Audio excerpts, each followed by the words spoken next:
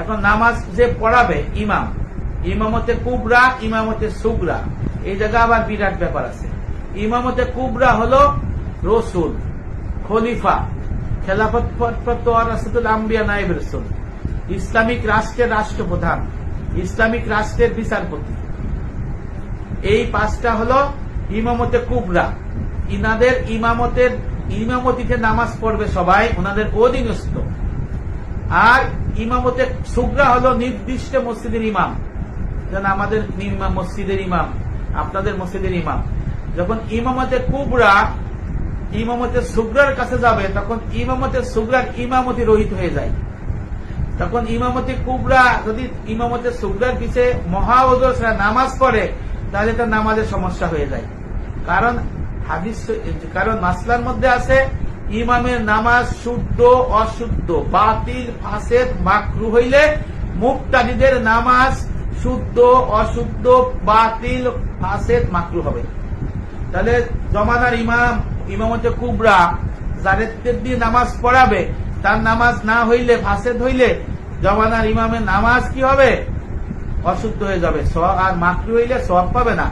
মাকরুয়ে তাহরিমি সহিত নামাজ, মাকরু দুই প্রকার, মাকরুয়ে তাহরিমি, মাকরুয়ে তানজিহি। তাহরিমি হলো যারা ফাসেক মুসলমান, হ্যাঁ, হারামখোর, সুদখোর, ঘুষখোর, তারপরে মিথ্যে কথা বলে, চগলখোর করে, প্রকাশ্য পাচার করে, হ্যাঁ, দেখা যাচ্ছে ঘুষ খায় প্রকাশ্য, সুদ খায় প্রকাশ্য, খারাপ কাজ করে বেড়াইতেছে, মানুষকে অত্যাচার নির্যাতন করতেছে, পুলিশের দালালি করতেছে, প্রশাসনের দালালি করতেছে। এই সমস্ত মানুষ যদি ইমামতি করে, তাহলে তাদের ইমামতি মাকরুয়ে তাহরিমি হবে, তাদের নামাজ আদায় হবে কিন্তু সওয়াব পাবে না, গুনাহগার হবে, আল্লাহর শাস্তির যোগ্য হবে। নাউযুবিল্লাহ মিন যালিক। এই জন্য মাসলা হলো ফাসেকের ইমামের পিছে যদি আপনি নামাজ পড়েন, আর একটা ইলমে তাসাউফের ইলম যে জানে না, সে ফাসেক ইমাম, তাহলে আপনার নামাজ দৌড়ায় নামাজ পড়তে হবে। সালাম ফিরেবে, লগে লগে আপনি নামাজ পড়ে ফেলবেন, তাহলে ওই আপনার জামাতের সওয়াব পাবেন আর আপনি সওয়াব পাবেন। ময়দানে হাসরের পুল সিরাতের প্রথম স্টেশনে আপনার 7টা স্টেশন চেকপোস্টের মধ্যে প্রথম চেকপোস্ট হলো নামাজ। তাহলে ইমামতে কুবরা যারা থাকবে, তাদের অনেক হিসাব করে নামাজ পড়তে হবে। তাদের নামাজে যদি সমস্যা হয়, তাহলে মুস্তাজাবুদ দাওয়া হইতে পারবে না। মুস্তাজাবুদ দাওয়া না হইলে সে তো জমানার ইমাম নিয়ে বিরাট প্রশ্ন হয়ে যায়। যে কারণে ফাট করে কাউকে ইমামতি করতে দিলে সেটা সঠিক হবে না। হ্যাঁ, জমানার ইমাম যারা থাকবেন, ইমামতে কুবরা অসুস্থ আছে, পায়ে ব্যথা, হাঁটুতে ব্যথা, মুসাফিররা কিন্তু জমানার ইমাম যদি মুসাফির হয়, উনি ইমামতি করবেন। নবী করেছেন, সাহাবারা করেছেন, খলিফা করেছেন, নিষেধ নাই, অন্যরা বাকিটুক পড়ে নেবে। এই মুসাফির হালতে যদি বলে যে আমি মুসাফির হালতে আছি, না, এটা ভুল ধারণা।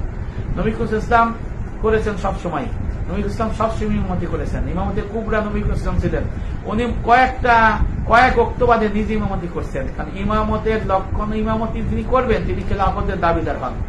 ইমামতি যিনি করবেন খেলাফতের দাবিদার হন। ইমামতি যদি আপনার না করেন, তাহলে অন্যদিকে নামাজ পড়াইলে, নামাজ ত্রুটি হইলে, তখন কিন্তু সমস্যা হয়ে যায় ইমামতে কুবরা।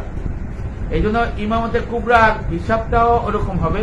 ময়দানে আসলে ইমামতে কুবরাকেও আটকায় রাখবে নামাজের জন্য, যদি নামাজে ত্রুটি হয় আটকায় রাখবে আপনাদের। আর ইমামতে সুগরা নির্দিষ্ট মসজিদের ইমাম যদি দেখে যে জমানার ইমাম এসে গেছে, তখন উনি ইমামতি করবেন না, না করে জমানার ইমামের কাছে দিয়ে দেবে। আমি একটা উদাহরণ দেই। পুলিশের আইজি উনি ভিজিট করতে গেল তেজগাঁ থানা, নিকলি থানা, খুলনা থানা, গোপালগঞ্জ থানা, বরিশাল থানা, তারপরে নোয়াখালী থানা, এই থানায় গেল। তখন আইজি সাহেব কি, ওই ওসি সাহেব কি চেয়ারে বসে থাকবে নাকি সেকেন্ডারায় থাকবে? ওর দাদার ক্ষমতা নাই। যখন ইমামতে কুবরা আইজি যখন থানায় ঢুকবে, ওই ওসি চেয়ারে আইজি যে বসবে, আর ওসি কি করবে? দাঁড়ায় থাকবে। অর্থাৎ ওসিগিরি শেষ। ওখানে আইজি সাহেব আপনার মানে ক্ষমতা প্রয়োগ করবে, ছোট জায়গা হলেও। এরপরে যদি এসপি যদি ওসি ওই যে থানায় যায়, তাহলে এসপি ওই চেয়ারে বসে, ওসি দাঁড়ায় থাকে।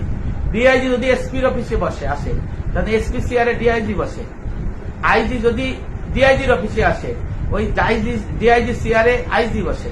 তাহলে দুনিয়ার হিসেবে যদি এরকম হয়, তাহলে ইমামতের ক্ষেত্রেও তাই। এই জন্য অনেকে না বুঝে, অনেক ইমামতের সুগরা কুবরা এটা বুঝে না বুঝেই ফাট করে ইমামে দাঁড়ায় যায়। নামাজের সমস্যা হলে ময়দানে আসলে ফুল সিরাতের মধ্যে প্রথম যে স্টেশন নামাজ এখানে ব্যাঘাত হবে। আর